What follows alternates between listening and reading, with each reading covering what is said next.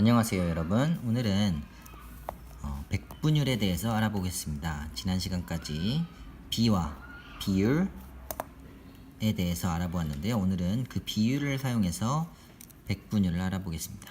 자, 우선 백분율이라는 낱말이 생소할 텐데요.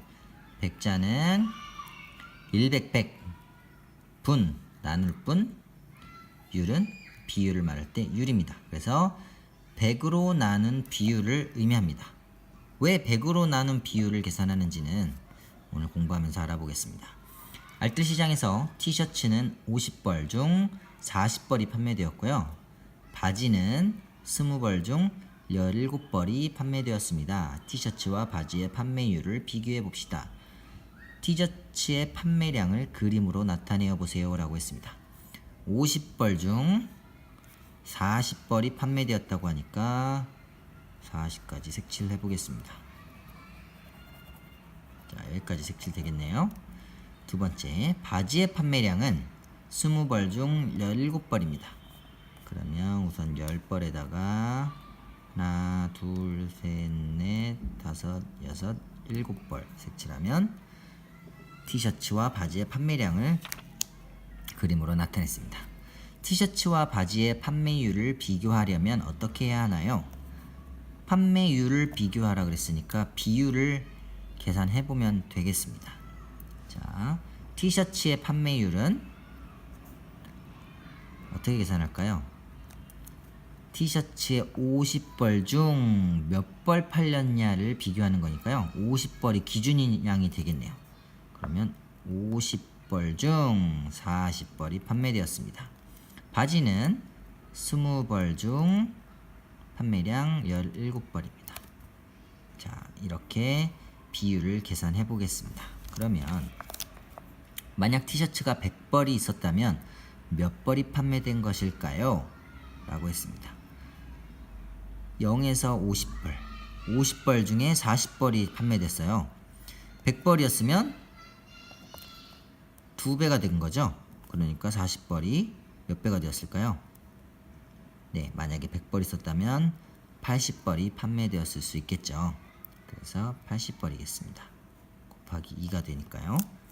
만약 바지가 100벌이었다면 바지는 원래 몇 벌이었죠? 20벌 있었는데 17벌이 판매되었잖아요. 100벌 있으면 20벌에 몇 배일까요? 5배가 더 있었다는 뜻이네요. 그러면 판매도 5배 더 되었겠네요. 그러면 몇 벌이 되었을까요?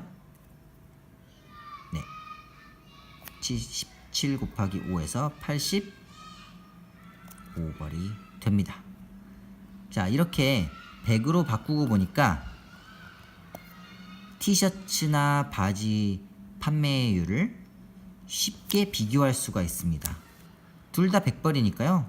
티셔츠는 100벌 중에 80벌, 바지는 100벌 중에 85벌 판매되어서 누가 봐도 바지의 판매율이 더 높구나 라고 알 수가 있습니다. 그것을 바로 백분율이라고 하죠. 밑에 보면 중요한 내용이 나옵니다. 기준량을 100으로 할 때의 비율을 백분율이라고 합니다. 이 말이 뭐냐면 원래 티셔츠의 판매량은 50이 기준량이었고 그 중에 40벌이 팔렸어요. 그런데 우리가 기준량을 100으로 고쳤습니다. 100으로 고쳤죠. 그랬더니 80벌이 판매된 거였잖아요. 그것처럼 기준량을 100으로 고쳤을 때의 비율, 즉 티셔츠에서는 80, 이것을 백분율이라고 합니다.